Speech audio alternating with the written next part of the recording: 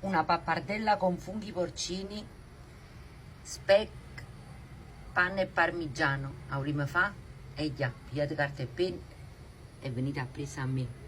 2 caccavelle sul fuoco, una acqua e sale e l'altra burro e cipollina. È facile di friggere.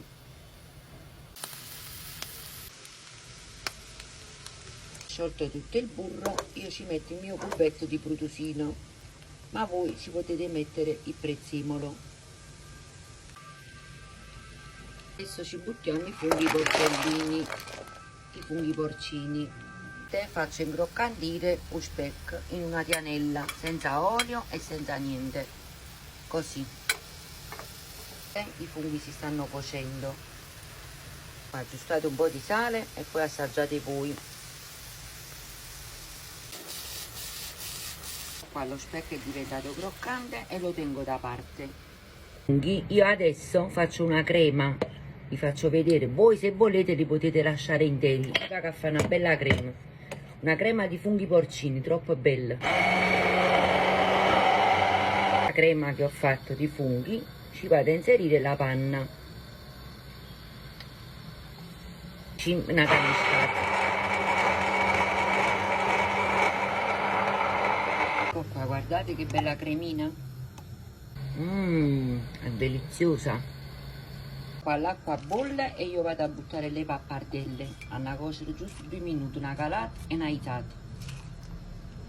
Qua ragazzi ci siamo, le tagliatelle sono pronte, il pappardello, le pulite voi e io le prendo direttamente dall'acqua di cottura.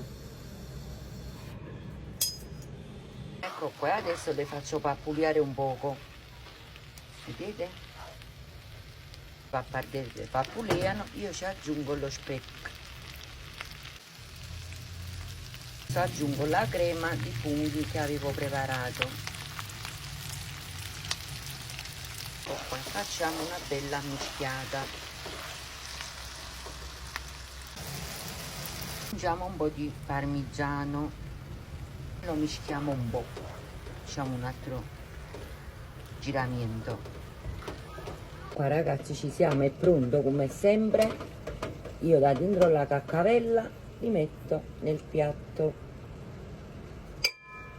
Ecco, ma adoro, mamma. Ma guardate qua, questo non è un piatto, questo è un'opera d'arte. Ha fatto un caravaggio, sai, guardate qua che meraviglia, guardate. Guardate qua che cremino, guardate. Adesso assaggiamo. Mi voglio su una specialità. Buon appetito e buona giornata a tutti quanti.